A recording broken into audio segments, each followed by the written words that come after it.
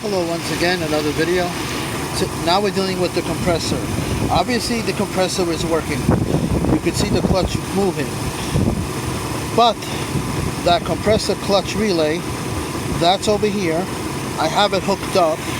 As you can see, it measured 13.95. So obviously the relay is good, the clutch is good. And also the what's it called? The relay. See, the relay stops. That's because there's a switch. That's a switch turning it on and off, cycling it on and off. That thermostatic switch senses the temperature in the evaporator and it turns it off. Also, some have on the accumulator a low pressure switch also turning it on and off. Depends on the maker and the model. However, as you can see, what I've done was, hopefully you can see it. Again, I took two leads. I took the connector out of the clutch relay, and I put it out, and I put it into the connector, into the actual connector, from top to bottom, making contact. I do not take this connector out, measure it out of circuit. Like I said, that doesn't make any sense to me whatsoever. I want to make sure the B plus is not loaded down.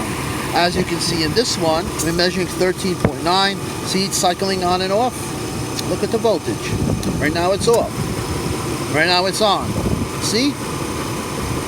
Let's go for it when it turns on and when it turns off again. You'll see. 13.9. When it turns off, when it senses it's cool enough, the switch gonna turn it off. That's why I have it connected this way. It's off again. Look at the compressor. Look at the clutch. This is for me. It's on. Look, this is the only accurate way of measuring electronics. Anyway, the ground that I'm using, I don't know if you can see it. Hopefully you can see it. Okay, this is the ignition control module. This is ground. A chassis is ground. I use this as ground. How do I know that this is ground? Because I measure from here to the negative of the battery, and there is continuity there. This is also ground. This is ground. But I don't want to put the probe over there. I'd rather put it over there, somewhere it's close. Okay? So again, obviously, when you talk about a compressor that's not working, you wouldn't have this. This wouldn't be running, right? Maybe it's a low pressure, maybe it's a high pressure, maybe a recharge, maybe accumulated problem.